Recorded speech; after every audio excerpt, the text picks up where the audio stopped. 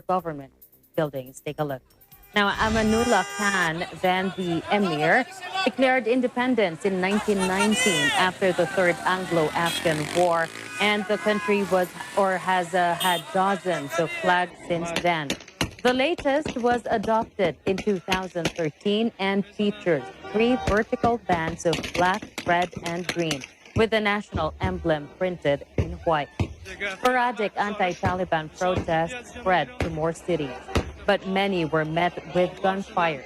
Taliban fighters fired shots to disperse dozens of Afghans in Jalalabad who waved the flag ahead of National Day. NATO and Taliban estimate at least a dozen people have been killed in and around the airport in recent days, either by gunshots or stampedes. The U.S. is urging its people to get to the airport as soon as possible, but Taliban fighters are preventing many from doing so, despite U.S. officials repeatedly saying they've struck a deal with the Taliban to allow passage. Pentagon officials reported more than 7,000 people have been evacuated so far. First, the U.S. military footprint in Kabul is now more than 5,200 total troops on the ground. I want to reinforce that we are absolutely focused on this mission of national importance. We are committed to the safe evacuation of as many people as quickly and as safely as possible. I know of no requests or interest by Taliban commanders to access the airport now. It's our understanding that they understand why we're there and what we're doing. And again, as the Secretary said, we've been able to have that kind of communication with them. I won't detail every conversation that we're having with the Taliban. Again, I think it's important to let the results speak for themselves. And as you and I are talking here today, we have an understanding, and they are helping to facilitate safe passage for those that we're trying to get into the airport. I think I just leave it at that.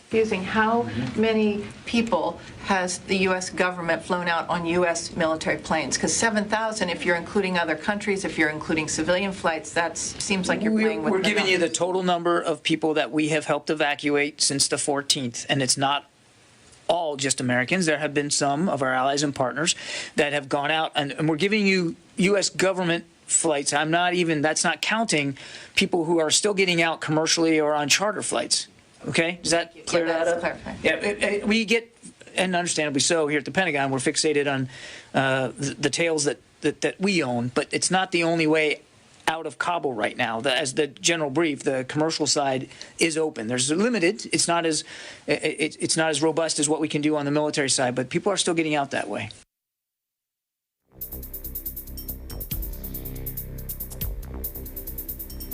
Meanwhile, overseas Filipino worker Elmer Presa was able to exit the crisis-hit Afghanistan together with his fellow nationals after getting permission from the Taliban.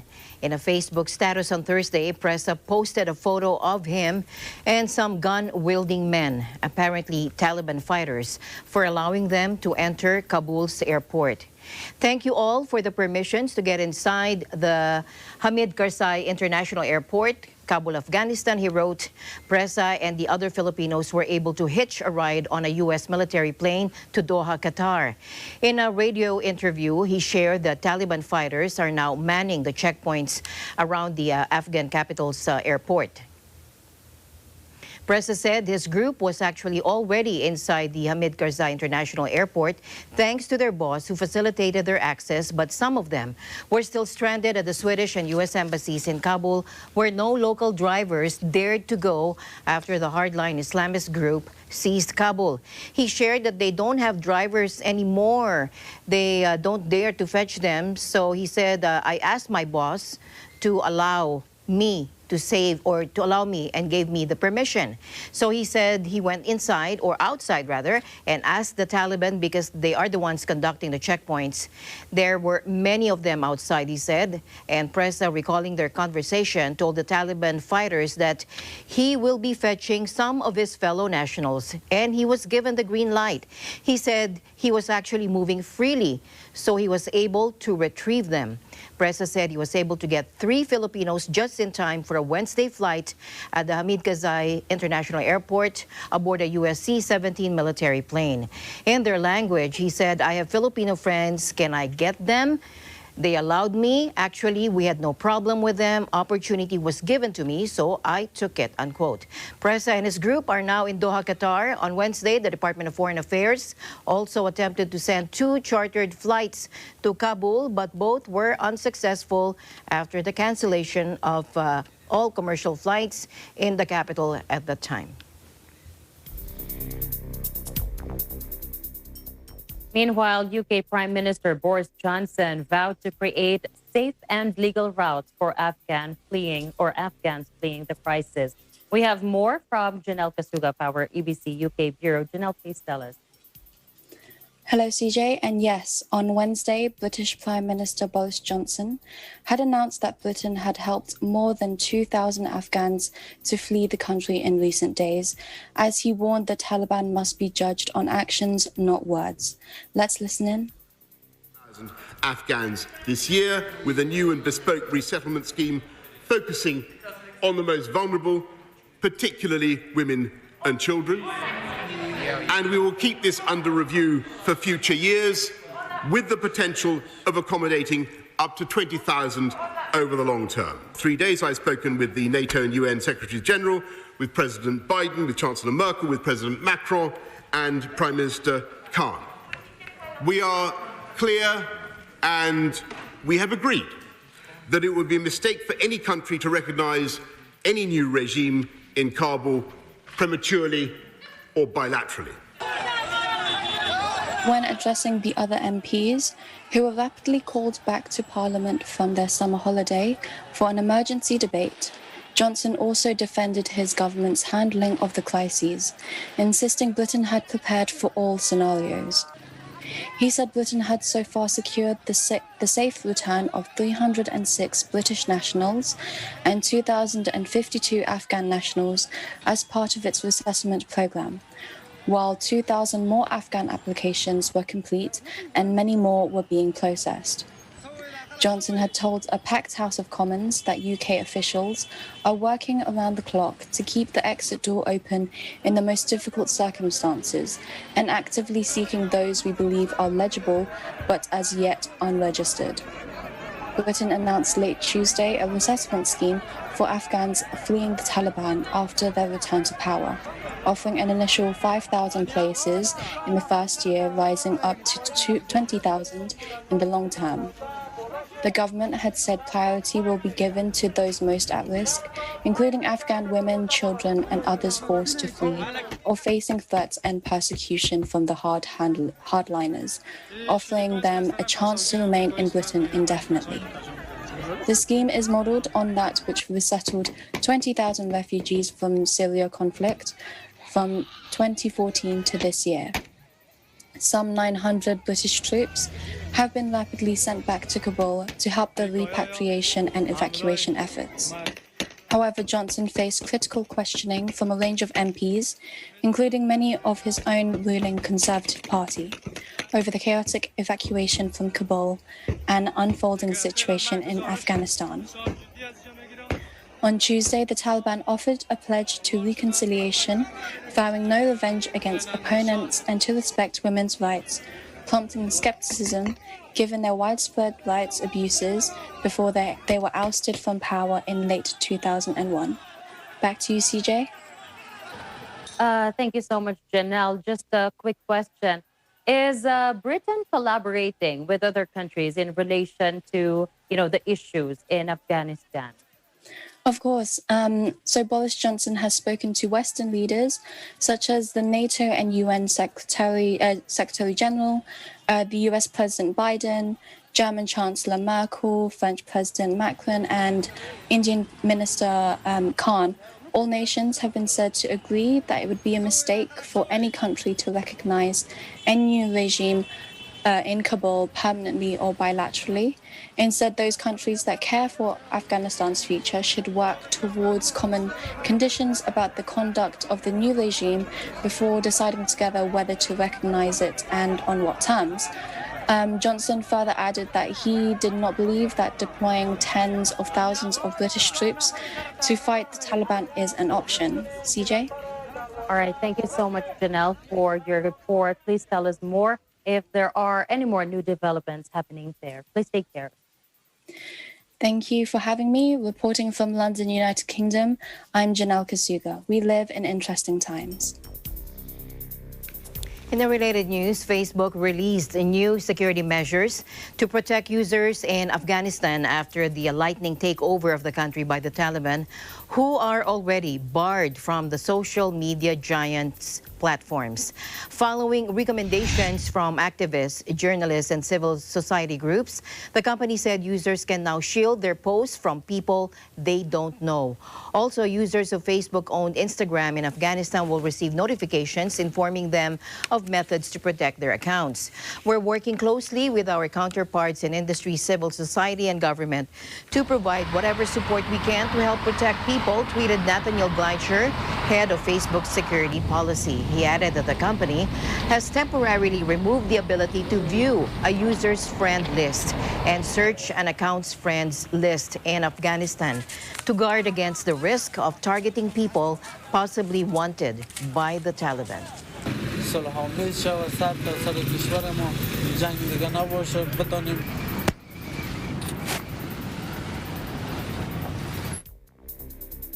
Meanwhile, the UN said that Afghanistan was once again becoming a safe haven for terrorists, raising concerns or serious international concerns, said the UN counter-terrorism chief on Thursday.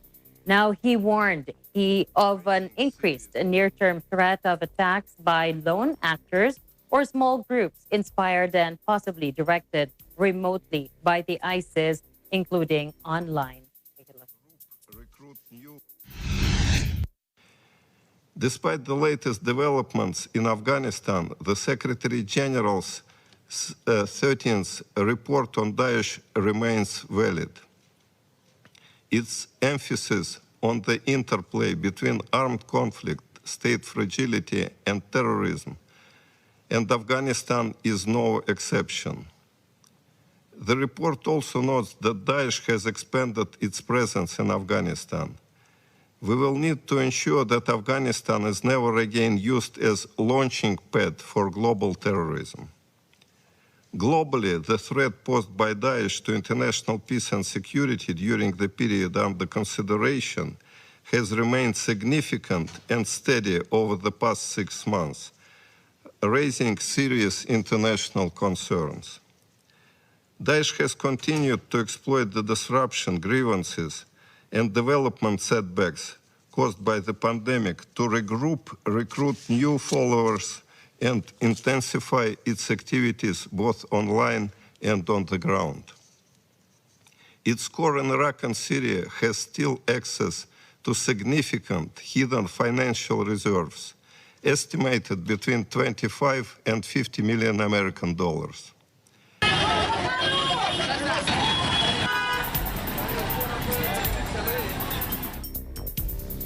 To Vietnam now, where the city of Ho Chi Minh will tighten its coronavirus restrictions starting August 23, imposing stay-at-home orders as deaths in the city soar. Joining us live is Ralph Wandolph Empire. Hello, Ralph. Tell us more.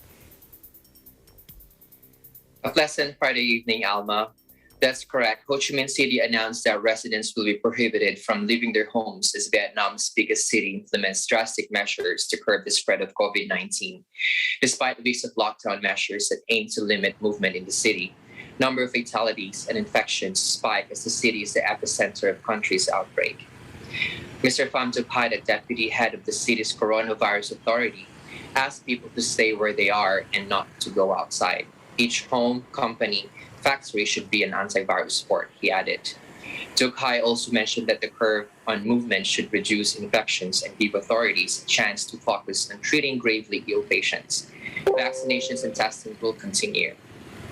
At least one dose of COVID-19 vaccine has been received by more than half of residents in Ho Chi Minh City, and yet its vaccination rate is one of the lowest in Asia. Until late April 2021, Vietnam contained the spread of the virus, logging 35 deaths and fewer than 3,000 cases in May. but infections reached to more than 312,000 cases and 7,150 deaths, with about half of the infections and 80% of fatalities in Ho Chi Minh City alone. The details of this order, which takes effect on August 23rd, have yet to be announced. Furthermore, Alma, the Defense Ministry plans to send 1,000 military medics and medical equipment over the weekend in Ho Chi Minh City, according to a military document reviewed by Reuters. The government also extended restrictions on Friday in the capital city, which is Hanoi, by a further 15 days, state media reported. And that's the latest here in Vietnam. Back to you, Alma. Thank you for your update and your report, Ralph. Please stay safe and you have a safe weekend as well. Likewise, Alma, reporting live from Da Nang, Vietnam. I am Ralph Pandolf Empay. We live in interesting times. Now here in the Philippines, the quarantine classification in the National Capital Region and the provinces of Laguna and Bataan has been downgraded from Enhanced Community Quarantine, or ECQ, to Modified ECQ, according to a Malacanang announcement. Take a look. Bagaman balik trabaho, limited on-site operations pa rin po ang MECQ. Ang reclassifications ay nagbibigay puwang pa rin sa pagpapatupad ng localized or regular or granular lockdown sa mga lugar na kritikal. Pinapayagan naman ang lamay, burol at libing provided na ang malapit na kapamilya ng yumao na namatay ng hindi COVID-19 ng rason ay kailangan magpresenta ng sapat na katibayan ng relasyon sa yumao at kinailangan din nilang sumunod sa prescribed minimum public health standards. Roque said Metro Manila will be placed under MECQ from August 21st to 31st. Bataan, on the other hand, will be under MECQ from the 23rd to the 31st. Metro Manila, Laguna, and Bataan were initially placed under ECQ, the strictest form of community quarantine, due to the spike in coronavirus cases or infections. Roque also stressed that despite the de-escalation of quarantine level, religious gatherings should remain virtual in Metro Manila, Laguna, and Bataan. Meanwhile, Metro Manila residents will be able to go out and exercise during the modified Enhanced Community Quarantine beginning Saturday. In a statement, Metropolitan Manila Development Authority, or MMDA, and concurrent MMC Chair Benjamin Benher Abalos Jr. said the resolution prohibiting outdoor exercise will lapse by the end of the current Enhanced Community Quarantine, but will be allowed only from 6 a.m. to 9 a.m. While restrictions on outdoor exercise have relaxed, he said the current 8 p.m. to 4 a.m. curfew will remain across the National Capital Region. Unlike the previous MECQ, he said indoor and al fresco dine-in services, personal care services such as beauty salons, barber shops, and nail spas will remain there. An establishment stalwart was named Malaysia's new prime minister today after the previous government collapsed, with a scandal-plagued party reclaiming the leadership that it lost at landmark elections in 2018. Ismail Sabri Yaakob, who was deputy premier in the last administration, was appointed by the king as the country's next leader after receiving backing from most MPs. His predecessor, Muhyiddin Yassin, quit last Monday following a turbulent 17 months in office after losing parliamentary support and as anger grew over his government's handling of a worsening coronavirus outbreak. The incoming leader is from the United Malays National Organization, or UMNO, the linchpin of a coalition that governed for 6 decades until losing power in 2018 amid the multi-billion-dollar 1MDB graft scandal. UMNO had already regained a foothold in power as a partner in the last government, and Ismail Sabri's victory means they have now reclaimed the country's top job without elections. There were immediate signs of public anger, with hundreds of thousands signing a petition against his appointment. He will also have only a slim majority in parliament, fueling concerns of further instability. Following a meeting of the country's royal families, the palace announced the king, Sultan Abdullah Sultan Ahmad Shah, had picked Ismail Sabri and urged the country's bickering politicians to unite. And the news continues here on Eagle News. CJ and I will be back right after this break. This portion is brought to you by North Luzon Express Terminal.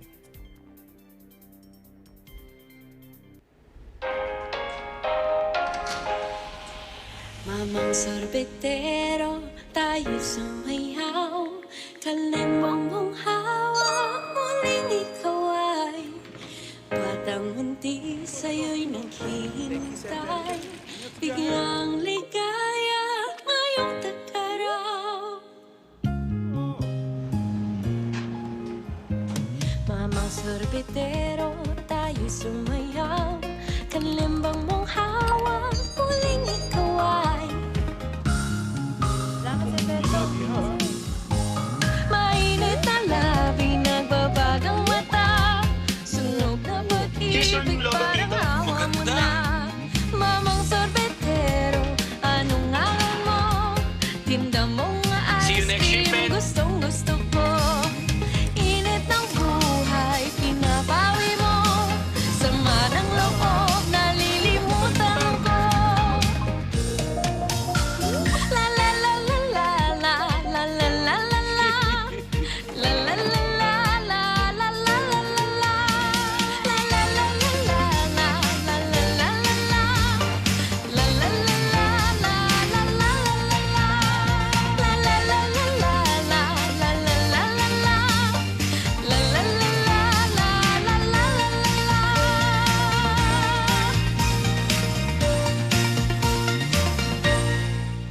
Hindi ka na mauhuli sa latest at what's trending. Kada umaga.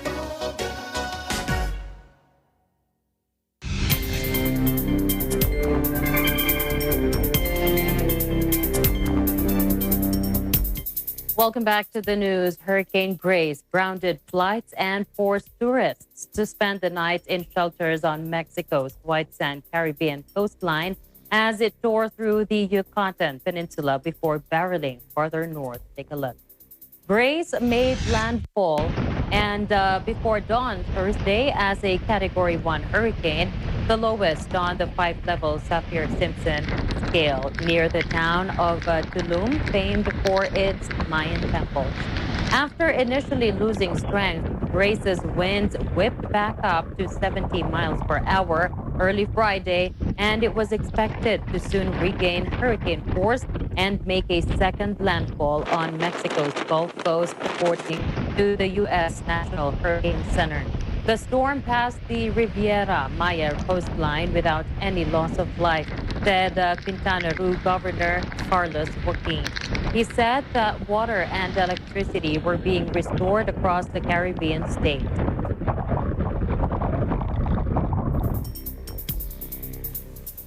Meanwhile, firefighters battling France's worst wildfire of the summer fear changing winds over the weekend could make it harder to battle the blaze that has already burned for 4 days and killed 2 people. Take a look.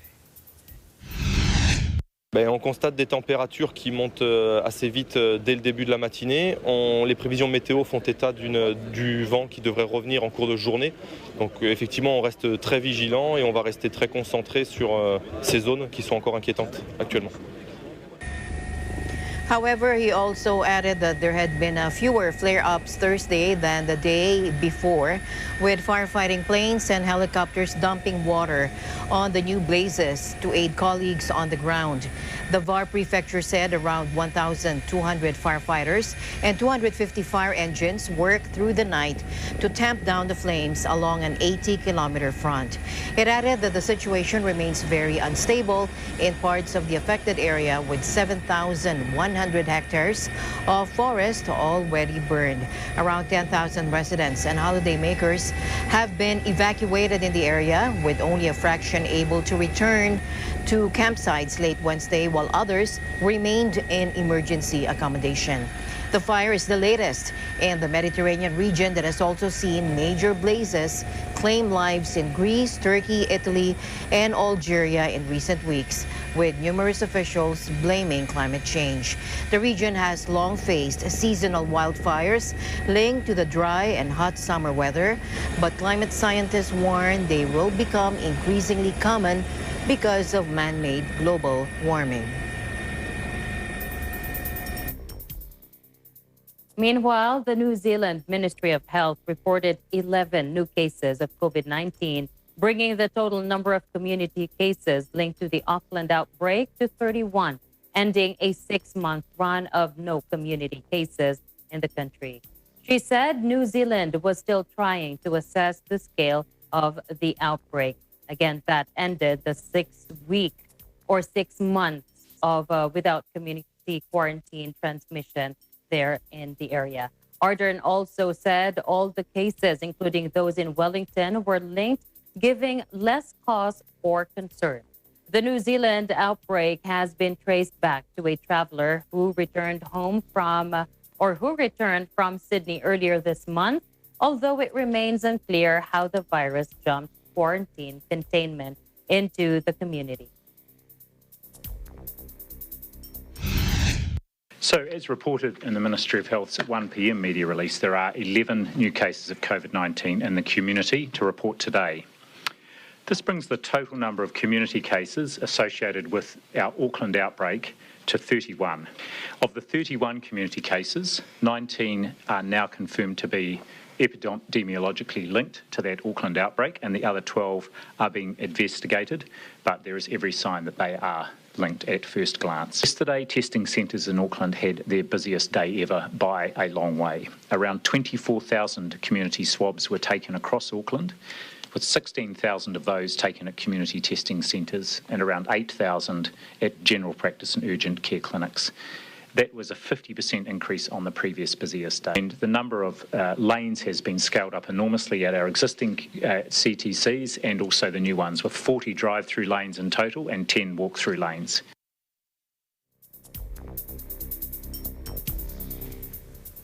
Now, Sydney also extended its 2-month-old lockdown for another month and introduced a partial curfew as Australia's largest city struggles to contain its outbreak. New South Wales Premier Gladys Berejiklian announced the difficult decision, telling the city's population of 5 million it was time to bunker down. Take a look. So from Monday at midnight, the Greater Sydney lockdown will extend until the end of September. So the Greater Sydney lockdown will be extended until the end of September, but I also want to state that the Central Coast and Shell Harbour will be defined as regional. So Greater Sydney includes all those areas that are currently in lockdown in Greater Sydney, but for the Central Coast and Shell Harbour. For rural and regional communities, the lockdown is going until at least August 28. At 642 cases of community transmission, at least 41 of those, and this number will go up as we further finalise the cases. At least 41 were infectious in the community during this time. Sadly, 4 people lost their lives, and we extend our deepest condolences to their loved ones. That New South Wales has said all along, Delta is something we haven't seen before in our country, and we need to make sure we do everything we can to reduce case numbers, but also, of course, that we increase our vaccination rate.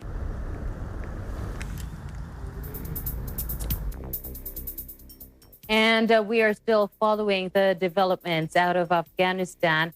Days after taking over Afghanistan, the Taliban announced at their first conference that Afghan women would be given freedom. Now, to recall, the group spokesman Zabidullah Mujahid said Tuesday that the Taliban are committed to the rights of women who will be able to work and study. But yesterday, an Afghan woman journalist has said that she was barred from working at her TV station and pleaded for help in a video posted online. Take a look. زه شبنم دوران یم د تیرو شپږو کلونو راهیسې دلته په افغانستان کې زه د خبريال یا د خبر څنګه د ویاندې په توګه دنده ترسره کوم. وروستنۍ دنده مې په اورډي یا د افغانستان ملي راډیو ټلویزیون کې وه چې هلته هم د خبر څنګه ویانده وم. ما نن وغوښتل چې د کله چې نظام بدل سو ما وغوښتل چې خپلې دندې ته ولاړه سم. همدا خپل شهامت مې لاسه ورنه کړ. خو له بده مرغه چې ما ته اجازه رانه کړل شوه سربیره پر دې چې ما کارت هم درلود. هغه نارینه کارکوونکي زموږ چې وو هغوی د کارت په لرلو سره هغوی په دې باندې بریالي شول چې دفتر ته لاړ شي. خو ما ته ګواښ وکړ چې تاسو نشئ کولی خپلې دندې ته دوام ورکړئ ځکه چې نظام بدلون کړی دی. نو دلته ستر ګواښونه دي زموږ پر وړاندې که نړیوال زما غږ اوري مرستندوی یا بنسټونه زما غږ اوري د موږ سره دې مرسته وکړي ځکه چې زموږ ژوند تر ستر ګواښ لاندې دی.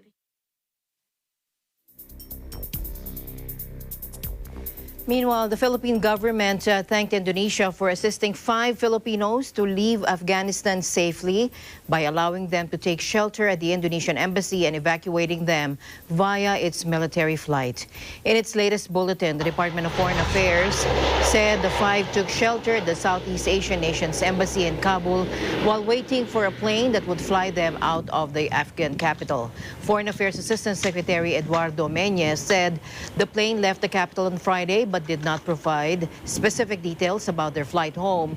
Apart from the 5, 13 other Filipinos were able to exit Kabul for the United Kingdom, bringing the number of those in the United Kingdom to 18. The DFA said the Philippine Embassy in London is now facilitating their return here to the country at the soonest time possible. DFA said there are still about 81 Filipinos remaining in Afghanistan.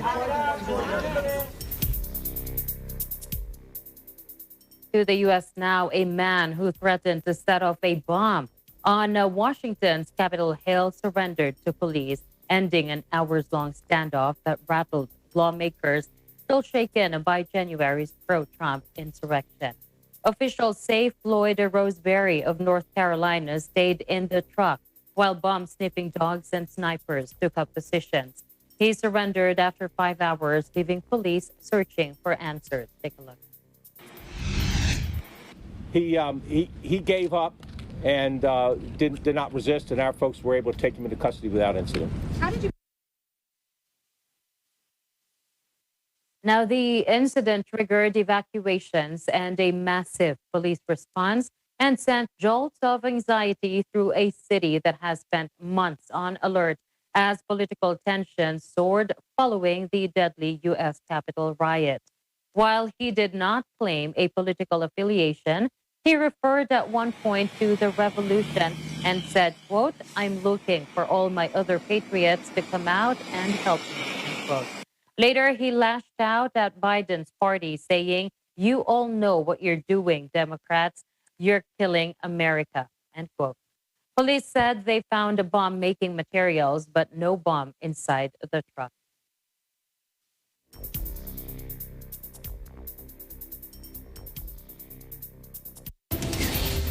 Eagle News will be back with more stories.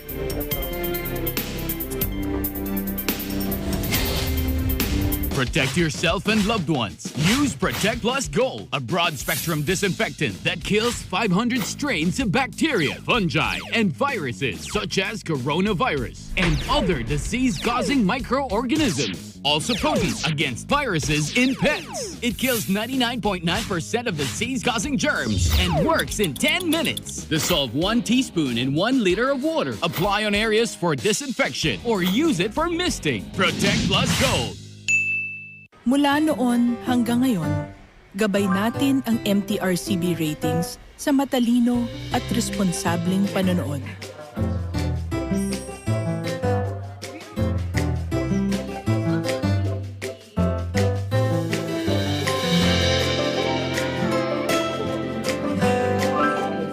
Sa tamang pagsunod sa MTRCB ratings, ginagawa nating ligtas at makabuluhan ang panonood ng bawat miyembro ng pamilyang Pilipino. Lumipas man ang panahon, hanggang may pamilyang Pilipino, andyan ang MTRCB.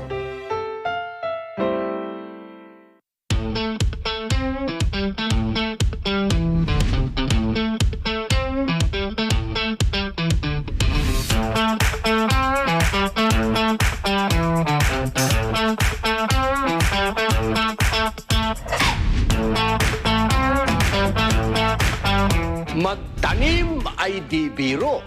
At sa pag-aalaga ng mais, walang kakornehan dito dahil ang kita ay panalo.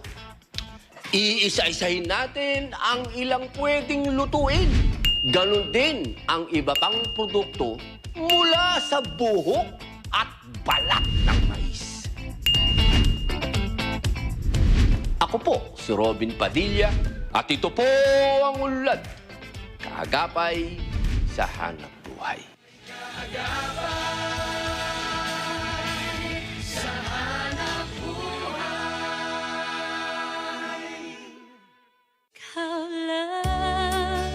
Ang siyang tunay at dami kong mahal mula ngayon bukas magpakailanman ikaw lang walang ibang tanging mamahalin hanggang. I'm Maria Pangilinan. Please catch me on Letters and Music, on air and online this coming Saturday on August 21, 1 to 2 p.m. Only here in Net 25. See ya!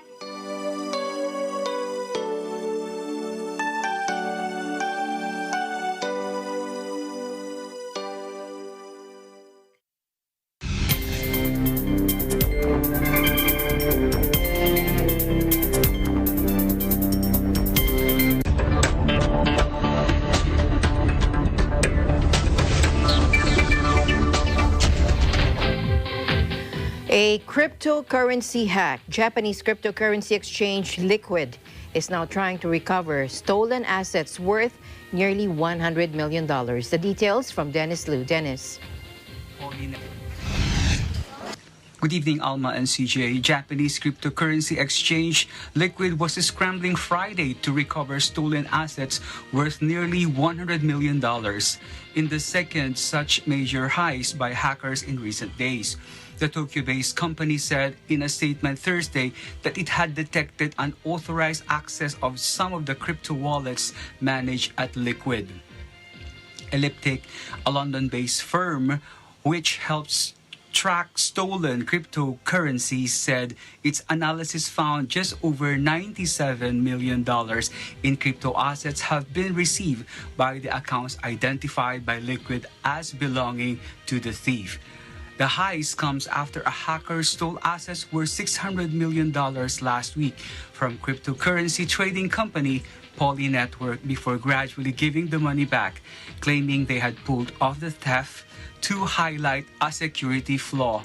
Liquid said it had suspended cryptocurrency withdrawals while it assesses the impact of the attack. Although trading was continuing.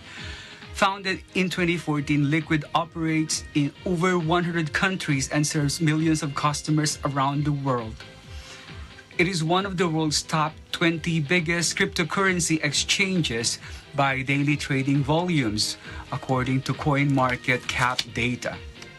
Liquid is not the only Japanese cryptocurrency platform to be hit by a major heist. In 2014, Tokyo-based exchange Mt. Gox collapsed after almost $500 million of Bitcoin went missing, while Coincheck has hacked in a $530 million heist in 2018. Bitcoin, Ethereum, and other digital currencies use a technology called blockchain, which ensures that every transaction is recorded. Thieves trying to steal cryptocurrencies typically move the funds through many different accounts at dizzying speed, sometimes hundreds of thousands of transactions, in an attempt to cover their tracks. This is the latest for now. Reporting from Tokyo, Japan, this is Dennis Liu. We live in interesting times. Thank you so much, Dennis, for your report. Now, in other news, Facebook on Thursday unveiled technology for workrooms, allowing remote collaboration for people using its Oculus virtual reality gear. Take a look. Now, the Horizon Workrooms project allows users to switch back and forth from virtual reality to web conferencing to adapt to different situations. Workrooms is the flagship collaboration experience that lets people come together to work in the same virtual room, regardless of physical distance, the company said in an Oculus blog post. It works across both virtual reality and the web and is designed to improve your team's ability to collaborate. Now, this enables participants to join a meeting as an avatar in virtual reality or by video conferencing. And the project is seen as central to Facebook's future by Chief Executive Mark Zuckerberg, who is seeking to diversify the company beyond social networking and digital advertising.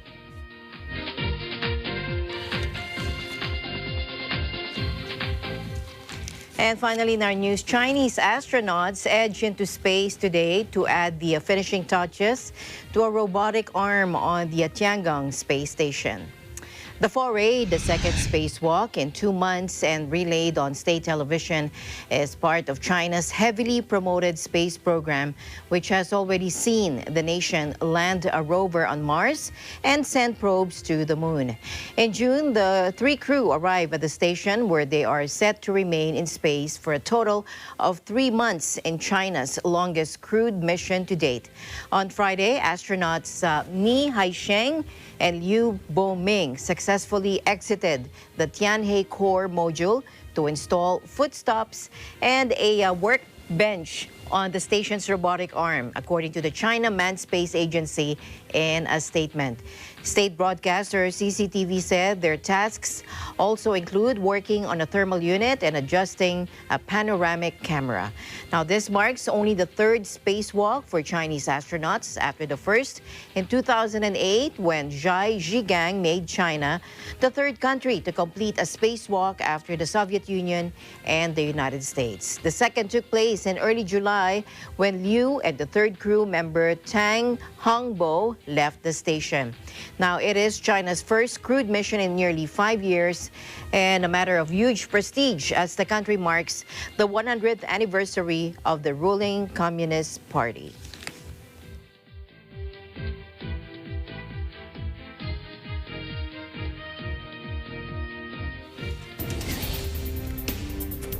I still can't get over the workrooms. Maybe we should start doing the news that way. Virtual reality. Do we get to design we our should do clothes? That'll be fun, Alma. That'll be a fun one while we're anchoring and do the workroom. Right, that'll be so fun. Did you watch the video Yes, of I the did. girl trying to... That'll be so fun. And that's it for tonight's broadcast. Thank you so much for joining us. I am CJ Hero. Please join us again tomorrow. And at the end of the day, as I always say, there remains so much more to be grateful for. We'll see you back tomorrow. I'm Alma Angeles, and we live in interesting times.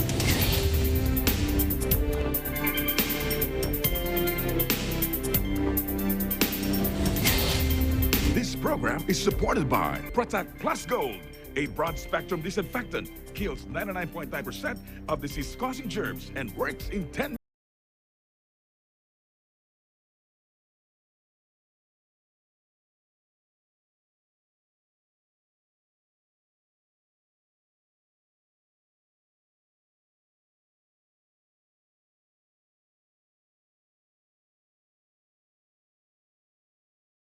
Magtanim ay di biro.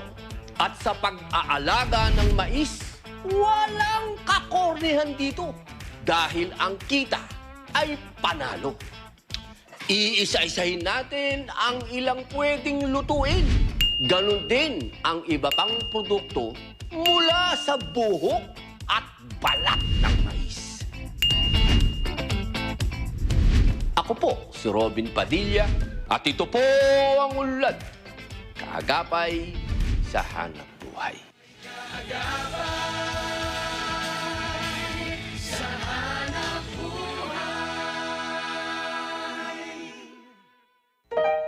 Ngayong may pandemya, marami ang walang trabaho at mataas ang presyo ng bilihin. Isa sa nakikitang solusyon para makaiwas sa pagkagutom ay ang pagtatanim. May ilan, problemado sa espasyo dahil maliit ang kanilang lugar. Pero may sagot riyan para makapagtanim, ang hydroponics. Sa hydroponics, hindi ginagamitan ng lupa ang pinagtataniman, kundi tubig at nutrient solution lamang.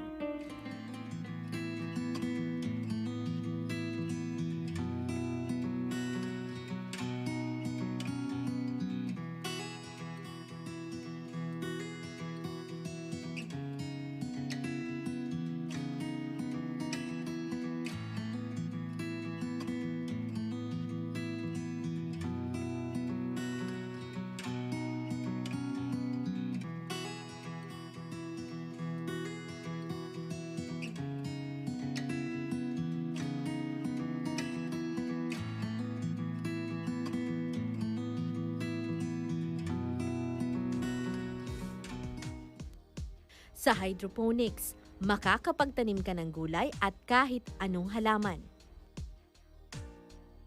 Masusolusyonan ang problema sa kagutuman at matutugunan ang seguridad sa pagkain.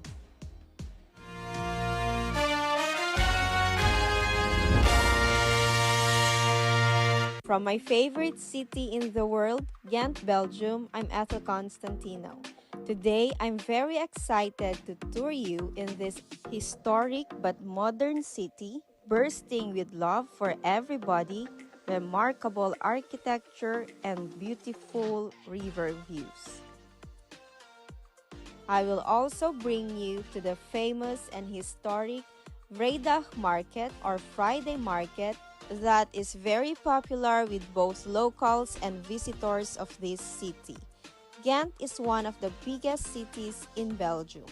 Dubbed as the historic heart of Flanders, a city of all ages, medieval Manhattan, and Europe's best-kept secret, this city indeed looks like a real-life painting. This is the Graaslei, or Grassquay in English, one of the most beautiful spots in Ghent's old city center. It is located on the right bank of the Ley River.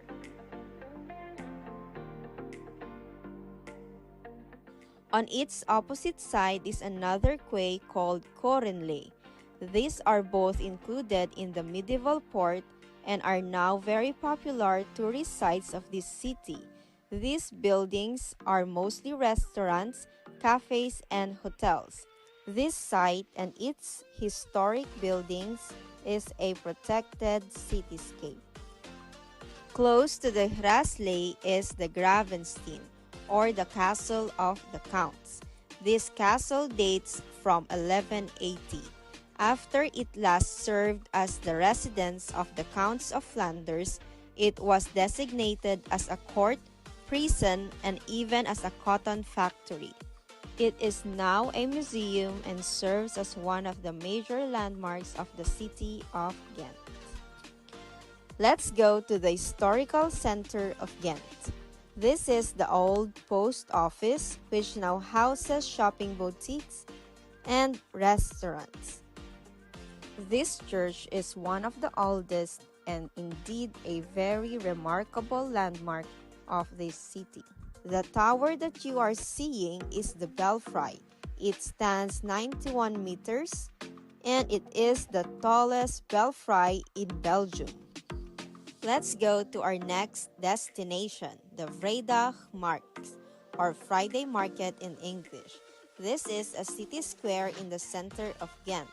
It is named as such because every Friday morning, merchants stage a market where everyone can shop for different items. My favorite is the fresh seafood trucks. Here they sell different kinds of fish, shellfish, and others.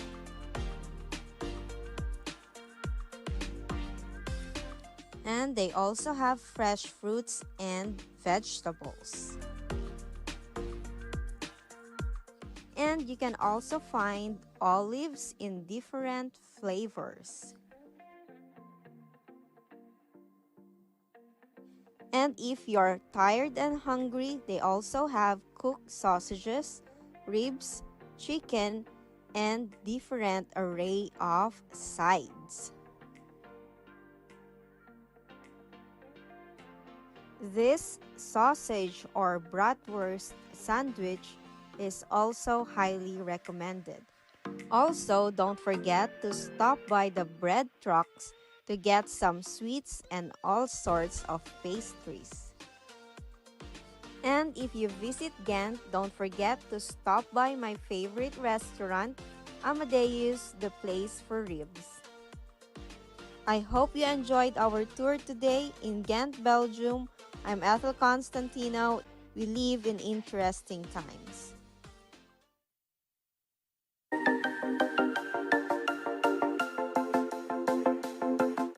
Thanks for watching. Give this video a like and leave a comment down below. Make sure you subscribe to EBC Digital Nest and follow all our other social media platforms to see more content like this.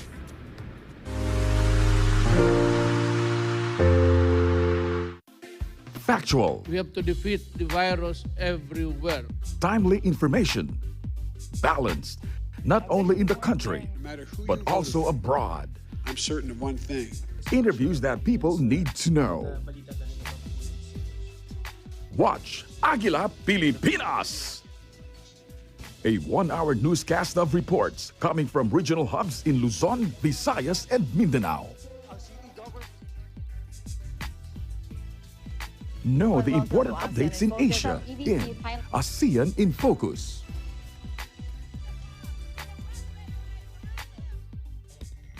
Track the latest stories in the provinces in Aguila Provincia. Tune into Mata ng Aguila, the evening primetime news program of Net25. Balanced and objective, Mata ng Aguila covers national and international issues, tackles news on business, health, science and technology, entertainment, sports and human interest features, and current events. And Eagle News International delivers the latest global reports, impartial, accessible, and up-to-date. It brings to fore EBC's rich international scope and access to valuable information streams. Well, thank you to thank our help outdoor. Catch these programs on Net25. You can also watch our news programs through eaglenews.ph and Eagle News Facebook page and YouTube channel.